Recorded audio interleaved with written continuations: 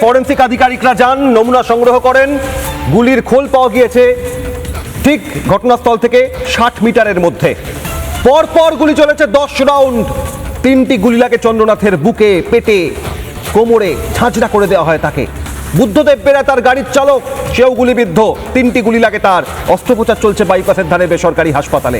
ঘটনাস্থলে ঝাঁঝরা করে দেওয়া হয় চন্দ্রনাথ রথকে।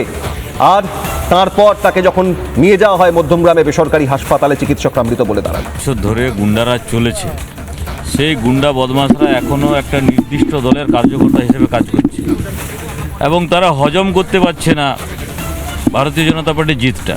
আর সেই জন্য বিশেষ কাউকে চমকানোর জন্যে, বিশেষ কাউকে ধমকানোর জন্যে এটা করা হয়েছে। কিন্তু পুলিশের উপরে পূর্ণ আস্থা আছে, ভরসা আছে।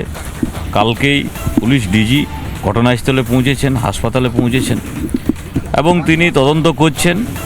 আমার মনে হয় খুব শিগগির তাদের বিহিত ব্যবস্থা হয়ে যাবে, প্রসেসও চলছে। একটা বাইকের ডুপ্লিকেট বাইক এখানে বানিয়ে তার নাম্বার প্লেট দিয়ে, আর সেই বাইক দিয়ে যারা শুটার তারা এসে হত্যা করেছে এরকম বোঝা যাচ্ছে। মাথা কি আছে সেই মাথাকে ধরতে হবে, কন্টিনিউ সব জায়গাতে চালাচ্ছে, কিন্তু কাউকে ছেড়ে কথা বলা যাবে না, কাউকে ছাড়া যাবে না।